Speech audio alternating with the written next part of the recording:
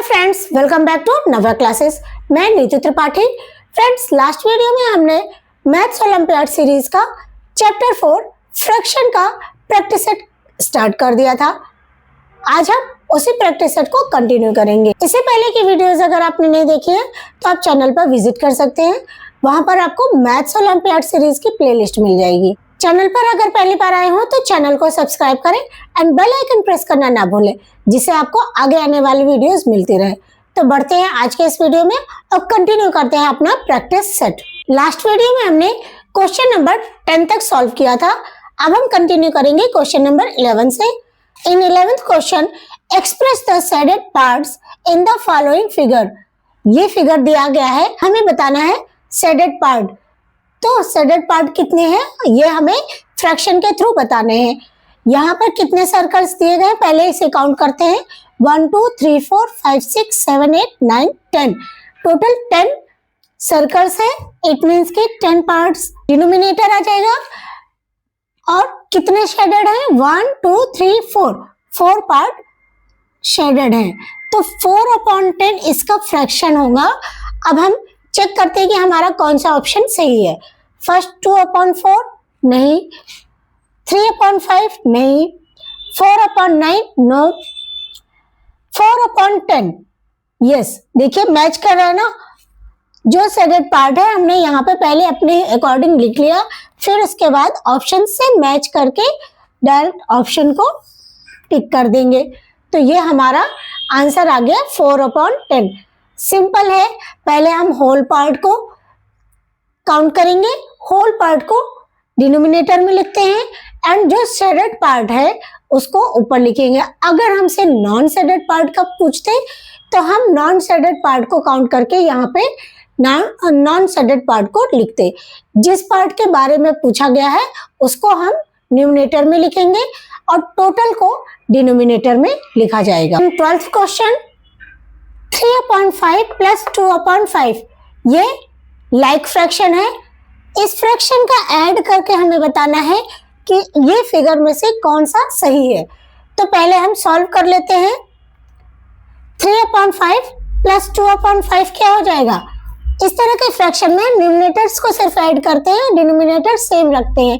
It means 5/5 ये इसका answer होगा। अब हम देखते हैं कि ये जो फिगर्स दिए गए हैं इनमें से कौन सा 5/5 है। पहला है 1 2 3 4 5 6, इसमें 6 पार्ट्स हैं। इट मीन्स डिनोमिनेटर में 6 हो जाएगा। और कितने पार्ट्स शेडेड है? 5। तो ये 5/6 हो जाएगा। हमारा ये आंसर नहीं है। नेक्स्ट 1 2 3 4 5 6 7 8 पार्ट्स हैं। तो ये डिनोमिनेटर में 8 हो गया और शेडेड पार्ट है 5। तो 5/8 ये आंसर भी नहीं होगा। नेक्स्ट 1 2 3 4 5 6 7 8, इसमें भी टोटल 8 पार्ट्स हैं एंड शेडेड पार्ट है 6। तो ये आंसर भी नहीं मैच कर रहा है। इसमें 1 2 3 4 5 पार्ट्स हैं और 5 ही कलर्स हैं। इट मीन्स कि 5/5 हमारा आंसर मैच कर रहा है ऑप्शन बी में। ऑप्शन बी हमारा आंसर होगा। हमें क्या करना है? पहले फ्रैक्शन को सॉल्व करना है, देन इमेजेस को देखना है कि कौन सा इमेज हमारे फ्रैक्शन से मैच कर रहा है, वही हमारा आंसर होगा। In 13th question, choose the incorrect shaded part. क्या incorrect shaded part of given fraction? ये फ्रैक्शन दिया है 1/4, इसका हमें इनकरेक्ट शेडेड फ्रैक्शन बताना है। तो 1/4 मतलब कि होल पार्ट 4 पार्ट्स में डिवाइड है और 1 शेडेड पार्ट है। तो देखते हैं कौन सा इनकरेक्ट है। पहला है, इसमें 4 है और ये 1 शेडेड है, तो ये तो 1/4 होगा। सी, इसमें भी 4 पार्ट्स है और 1 शेडेड है, तो ये भी 1/4 होगा। इसमें भी 4 पार्ट्स है, 1 शेडेड है, सेम ये भी 1/4 है। बट इसमें देखते हैं, इसमें भी 4 पार्ट्स तो हैं बट शेडेड कितने पार्ट है? 2। इट मीन्स कि हमारा आंसर होगा ऑप्शन बी, क्योंकि हमसे इनकरेक्ट शेडेड पार्ट पूछा है। ये सारे ही करेक्ट हैं। Option B incorrect shaded fraction है। In 14th question, arrange the following fractions in descending order. किस ऑर्डर में अरेंज करना है? डिसेंडिंग ऑर्डर में अरेंज करना है इन फ्रैक्शंस को। तो फ्रैक्शंस को असेंडिंग ऑर्डर में या डिसेंडिंग ऑर्डर में अरेंज करने से पहले हम चेक करते हैं कि वो लाइक फ्रैक्शन है या अनलाइक फ्रैक्शन है। तो पहला स्टेप क्या है? इनको देखना, ये सारे ही 9, इनके डिनोमिनेटर्स में 9 है, इट मीन्स ये सारे ही लाइक फ्रैक्शन है। अब लाइक फ्रैक्शन हमें पता चल गया। लाइक फ्रैक्शन पता करने के बाद हम सिर्फ न्यूमरेटर को ही अरेंज करते हैं, किसके अकॉर्डिंग? डिसेंडिंग ऑर्डर के अकॉर्डिंग। डिसेंडिंग ऑर्डर का मतलब होता है बड़े से छोटा। तो सबसे पहले जिसका न्यूमरेटर बड़ा होगा वो सबसे पहले आएगा, फिर उससे छोटा, फिर उससे छोटा एंड सबसे लास्ट सबसे छोटा। तो अब हम करते हैं, देखिए इनमें से सबसे बड़ा है 6, इट मीन्स कि 6/9 इज ग्रेटर देन, बड़ा है, किससे बड़ा है? उससे छोटा होगा क्या होगा? 4/9। तो ये हो गया 4/9 इज ग्रेटर देन। अब 4/9 किससे बड़ा है? 3/9 से। ये हो गया 3/9 इज ग्रेटर देन। अब ये किससे बड़ा है? 2/9 and 2/9 is greater than 1/9। It means हमने इक्वेशन देख लिया कि हमारा आंसर क्या आना चाहिए, इस तरह से हमारा आंसर होना चाहिए। अब हम ऑप्शंस चेक करते हैं। फर्स्ट ऑप्शन है 6/9 इज ग्रेटर देन 3/9। नहीं, ये देखिए हमारा यहाँ पर 4/9 है, it means A option wrong. B 1/9 is less than 2/, ये तो 1 से स्टार्टिंग ही है। ये देखिए ये अरेंज किया गया है असेंडिंग ऑर्डर में और हमें करना है डिसेंडिंग ऑर्डर में, मीन्स बी ऑप्शन भी नहीं होगा। C option 6/9 is greater than 4/9 is greater than 3/9 is greater than 2/9 is greater than 1/9, जो कि हमारे आंसर से मैच कर रहा है। It means option C is our answer. ये हमारा आंसर हो गया। असेंडिंग ऑर्डर हो या डिसेंडिंग ऑर्डर पे सबसे पहला स्टेप क्या है? हमें फ्रैक्शंस को चेक करना है, वो लाइक फ्रैक्शन है या अनलाइक है। अगर लाइक फ्रैक्शन है तो न्यूमरेटर से कंपैरिजन करेंगे और स्टार्ट करेंगे असेंडिंग में स्मॉलेस्ट से लार्जेस्ट तक और डिसेंडिंग में करेंगे लार्जेस्ट टू स्मॉलेस्ट तक। इस तरह से सेट करने के बाद फिर हम ऑप्शंस चेक करते हैं। 9th question, the common name of both fractions. Both fraction मतलब ये दो फ्रैक्शंस दिए गए हैं, इनका कॉमन नेम क्या है, ये किस तरह के फ्रैक्शंस है, हमें ये बताना है। पहले हम देख लेते हैं 56/121 एंड 34/121। इट मीन्स दोनों के डिनोमिनेटर सेम है, तो ये लाइक फ्रैक्शन तो है। और ऐसे देखा जाए तो ये प्रॉपर फ्रैक्शन भी है। प्रॉपर फ्रैक्शन में क्या होता है? न्यूमरेटर छोटा होता है डिनोमिनेटर से, और इम्प्रॉपर में क्या होता है? न्यूमरेटर बड़ा होता है डिनोमिनेटर से। तो ये लाइक फ्रैक्शन भी है, प्रॉपर फ्रैक्शन भी है। चलिए ऑप्शंस चेक करते हैं। अनलाइक एंड इम्प्रॉपर फ्रैक्शन, नहीं अनलाइक तो नहीं है क्योंकि दोनों के डिनोमिनेटर सेम है, और इम्प्रॉपर भी नहीं है क्योंकि इनके न्यूमरेटर डिनोमिनेटर से छोटे हैं। लाइक एंड प्रॉपर फ्रैक्शन, अभी हमने बात की थी ना, ये लाइक फ्रैक्शन है क्योंकि दोनों के डिनोमिनेटर सेम है एंड इनके न्यूमरेटर डिनोमिनेटर से छोटे हैं, तो ये लाइक एंड प्रॉपर फ्रैक्शन होगा। इट मीन्स हमारा ऑप्शन बी करेक्ट आंसर है। इन 16th question, choose the like fraction of 2/5।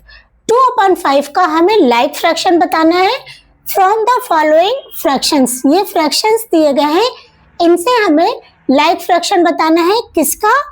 2/5 का। 2/5 का लाइक फ्रैक्शन। लाइक फ्रैक्शन में क्या होता है? डिनोमिनेटर सेम होते हैं।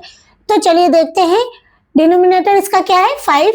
इन फ्रैक्शंस में से देखते हैं किसका किसका डिनोमिनेटर 5 है।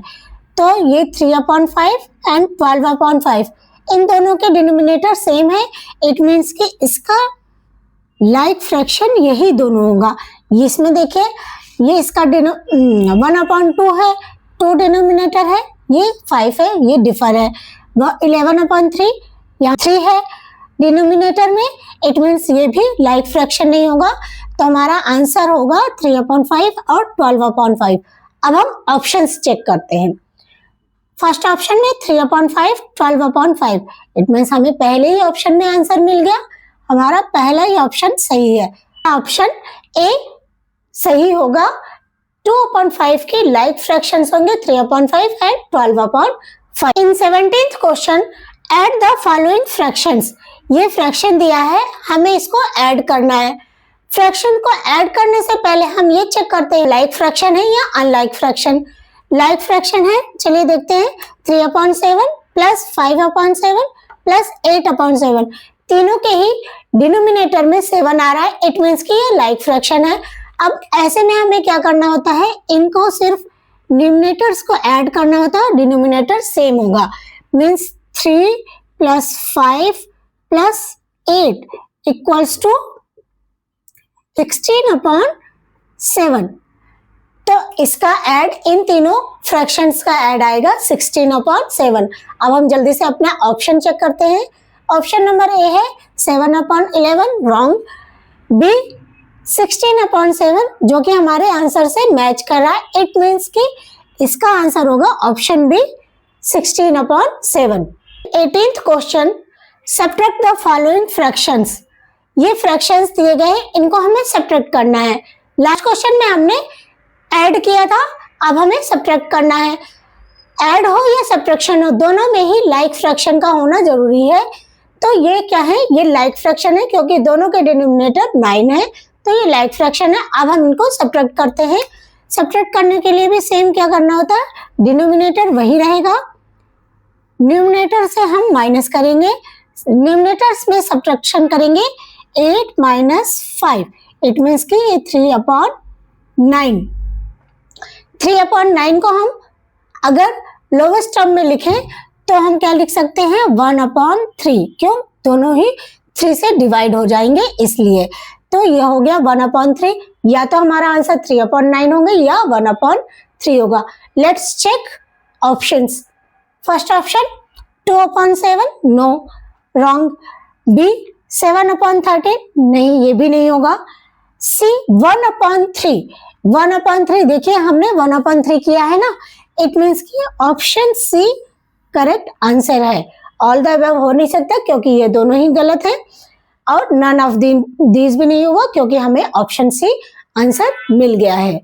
तो इसको हमें सॉल्व करना कैसे है, लाइक फ्रैक्शन हो तो ऊपर सब्ट्रैक्ट कर देंगे, अगर वो लोवेस्ट टर्म में हो सकता है तो लोवेस्ट टर्म में भी सॉल्व करेंगे और चेक करेंगे हमारा आंसर लोवेस्ट टर्म से आ रहा है या फिर नॉर्मल फ्रैक्शन में ही आ रहा है।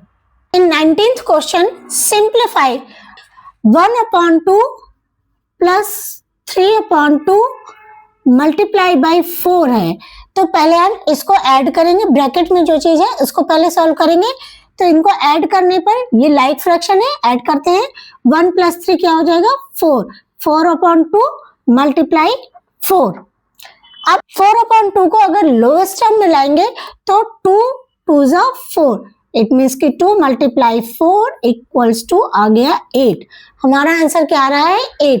अब हम ऑप्शंस चेक करते हैं और आंसर को टिक करते हैं। ए में 7 लिखा है, ए ऑप्शन में 7 है, बी में 2 एंड सी ऑप्शन में है 8। हमारा आंसर क्या आया है, 8।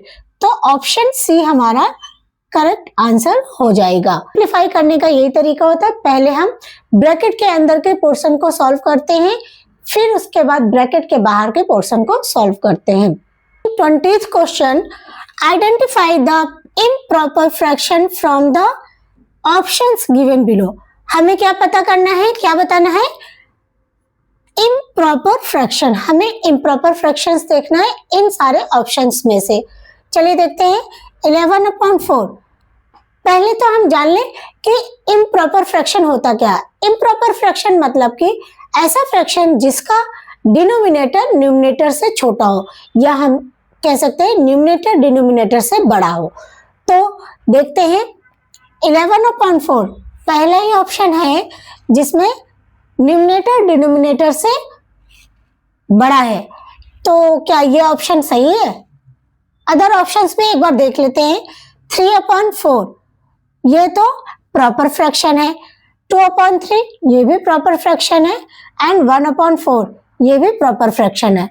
तो हमें इम्प्रॉपर फ्रैक्शन बताना है जो कि है 11/4 ऑप्शन ए। इसी क्वेश्चन के साथ हमारा फ्रैक्शन चैप्टर कंप्लीट होता है। मिलते हैं नेक्स्ट वीडियो में मैथ्स ओलंपियाड सीरीज के एक नए चैप्टर के साथ। तब तक के लिए keep practising because consistency is the key to success.